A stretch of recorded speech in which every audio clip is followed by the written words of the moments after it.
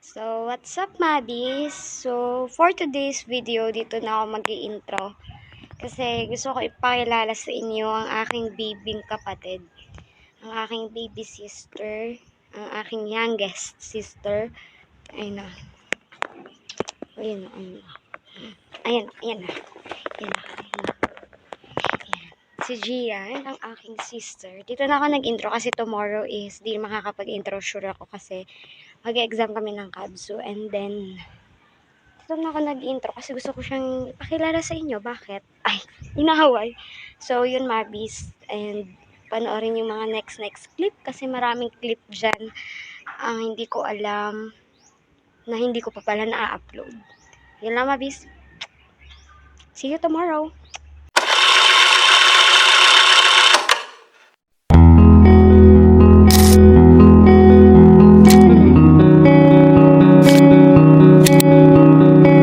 Nagdadala ng flowers.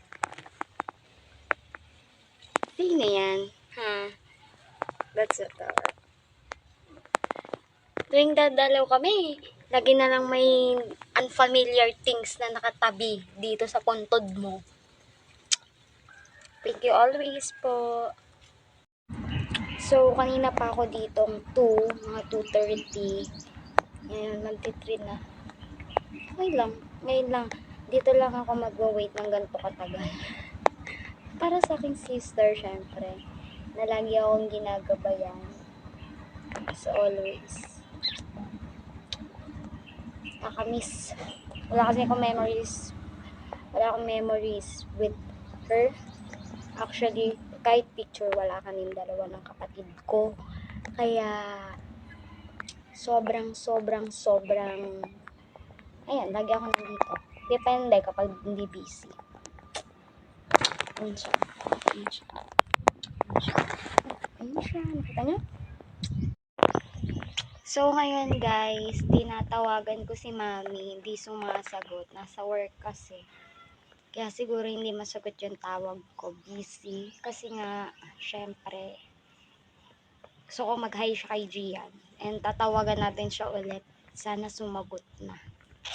Para makapag-hi siya kay Gian.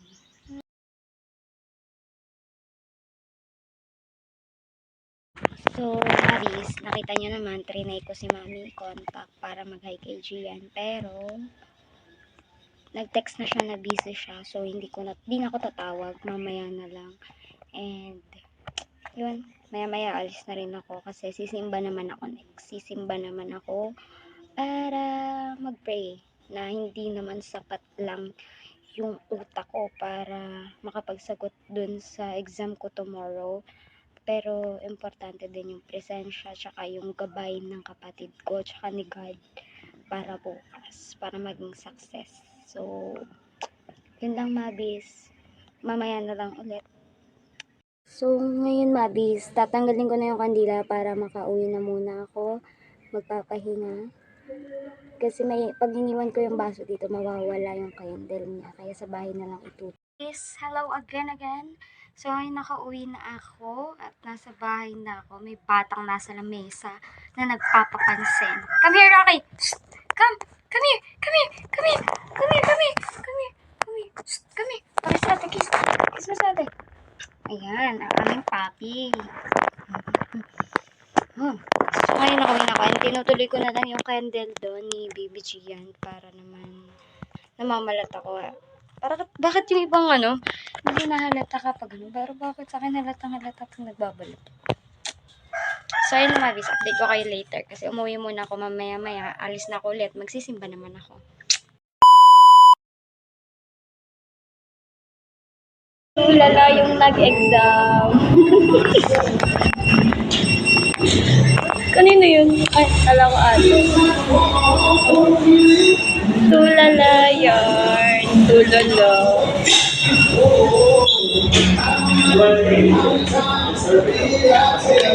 Ikaw kumuha Ikaw deliver ngayon, ako umorder. Ikaw kukuha.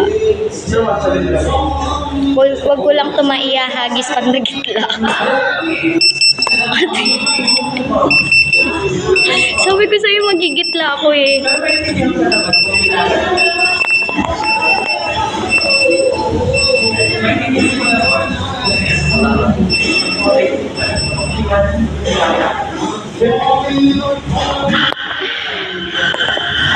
Hey. Suot pa rin yung ID. Iba yung cravings niya. Uy, ate, yung nasa social kayo naka-avail, pero yung kaibigan mo naka-breadstick. Yung nasa cafe kayo na social, tapos siya, naka-breadstick. Oh my God, you're so talaga. You're so galing.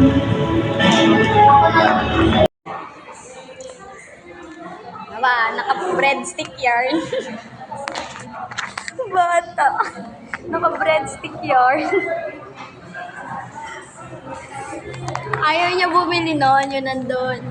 Ayaw niya bumili kasi gusto niya daw breadstick.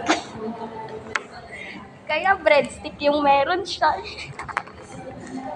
Tita, si Florence. Ayaw niya po nang nandun sa menu. Ang gusto niya breadstick. Partida, nakadalawang balot na siya ng breadstick. Tinitipid niya ako, ayaw niya ako pabilihin nun.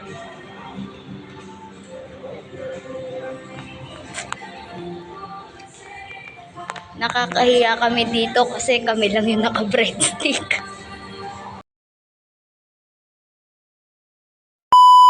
May sugat sa buka?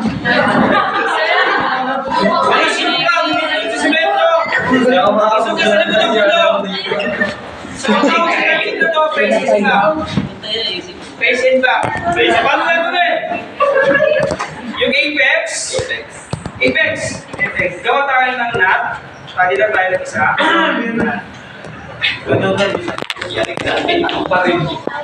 O ngayon, yung mga big team, 2 fingers ilalim ng baba, ganito para si Naruto.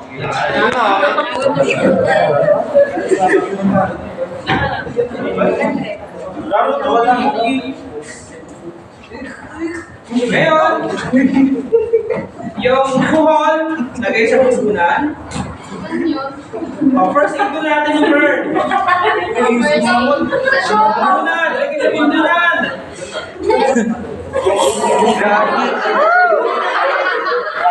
Ngayon,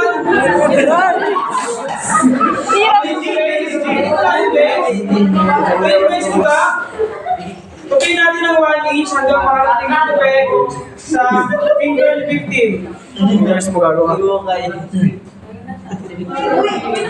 Hindi na ako makahinga. Tapos pagdating sa likod, please cross lang. Pagdating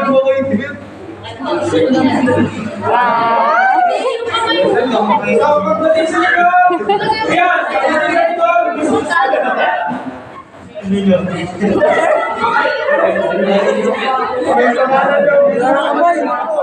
So, dito tayo magdasali sa kamay. Kamay! Kamay tayo magdasali. Verban! Right over left. Left over right. Tapos yung apex, ipasok sa loob. Siksik sa loob.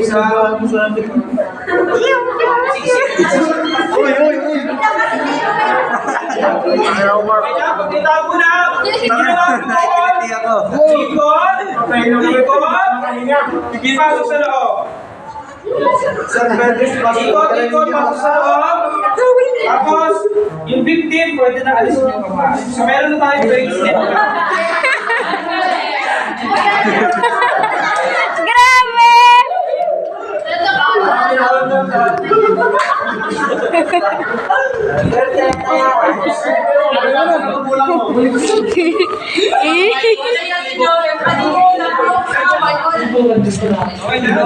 Masang kayo. Ang angas. Kelas! Abnormal siya. Hawakan yung buhon, tutulak palabas. Last one!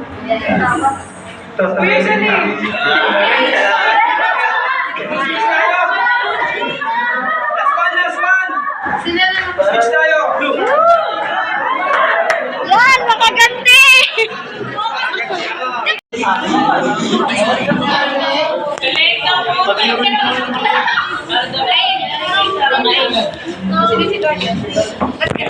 Ito, gamit na gamit sa sunod buhay. Ang tawag sa technique na to, harvesting. Harvesting.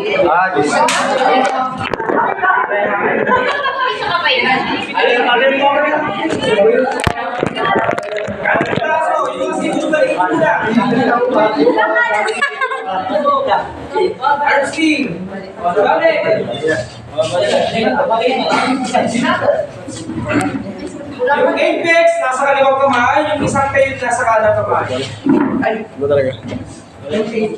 Kaliwang kamay, hawak yung apex, yung kanang kamay, hawak yung isang tail.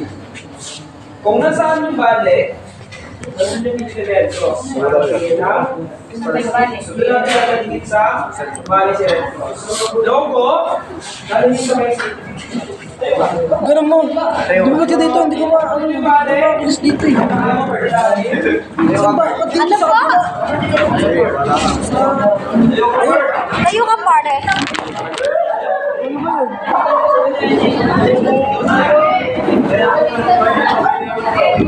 Ngayon, sabit yung isang case sa kanilang braso. Yung isa, nasa kaliwa. Ngayon, yung case na nasa baba, kunin nyo, dali naman sa kanan. Pagdating sa likod, Hindi na kasabi. Hindi na kasi.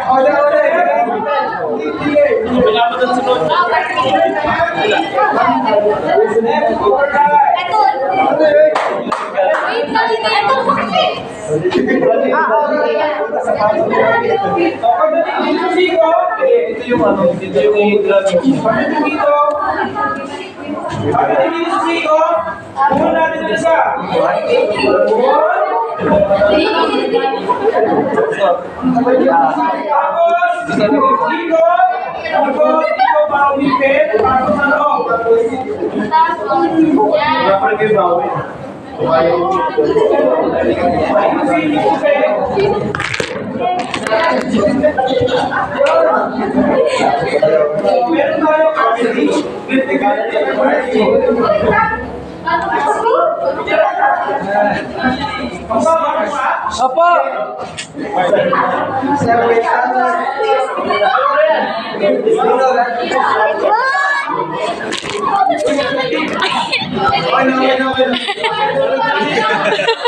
Tingin pa, tingin. Ay,